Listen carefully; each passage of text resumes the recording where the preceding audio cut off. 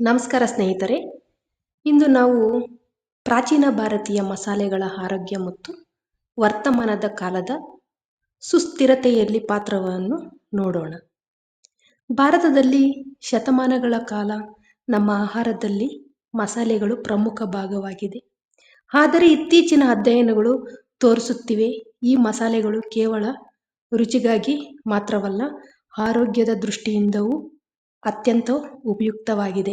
ಉದಾಹರಣೆಗೆ ಮನೆಯಲ್ಲಿ ಸಿಗುವುದು ಹಾಲು ಮೆಣಸು, ಶುಂಠಿ ಇತರ ಮಸಾಲೆ ದೇಹದ ಇನ್ಫ್ಲಮೇಷನ್ ಕಡಿಮೆ ಮಾಡಲು ಸಹಾಯ ಮಾಡುತ್ತದೆ.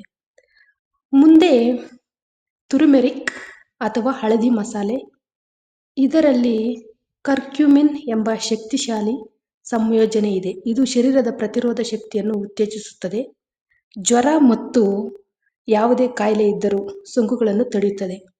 ಹಳದಿ ಪುಡಿ ಪ್ರತಿದಿನ ಲಾಭದಾಯಕವಾಗಿದೆ. ನಂತರದ ಶುಂಠಿ ಅಥವಾ ಹತ್ತಿ, ಇದು ಜೀರ್ಣಕ್ರಿಯೆಯನ್ನು ಸುಧಾರಿಸುತ್ತದೆ ಮತ್ತು ರಕ್ತ ಸಂಚಾರವನ್ನು ಉತ್ತಮಗೊಳಿಸುತ್ತದೆ. ಹೆಚ್ಚಾಗಿ ಹಸಿರು ಎಲೆಕೋಸು, ಶುಂಠಿ ಮತ್ತು ಲಿಂಬು ಬೆರೆಸಿ ತಿನ್ನುವ ಮೂಲಕ ಲಿವರ್ ಮತ್ತು ಹೃದಯ ಆರೋಗ್ಯ ಸುಧಾರಿಸಬಹುದು. ಮೆಣಸು ಕೂಡ ಒಂದು ಅದ್ಭುತ ಮಸಾಲೆ ಫ್ರೆಂಡ್ಸ್. ಇದು ರಕ್ತದ ಪ್ರವಾಹವನ್ನು ಪ್ರೋತ್ಸಾಹಿಸುತ್ತದೆ ಮತ್ತು ಆಮ್ಲಜನಕ ಶೋಷಣೆಯನ್ನು ಸುಧಾರಿಸುತ್ತದೆ. ಹಾಗೆಯೇ ಚಿಕ್ಕ ಪ್ರಮಾಣದಲ್ಲಿ ಆಹಾರದಲ್ಲಿ ಸೇರಿಸಿದರೆ ಶರೀರಕ್ಕೆ ತಾಜಾತನವನ್ನು ತರುತ್ತದೆ.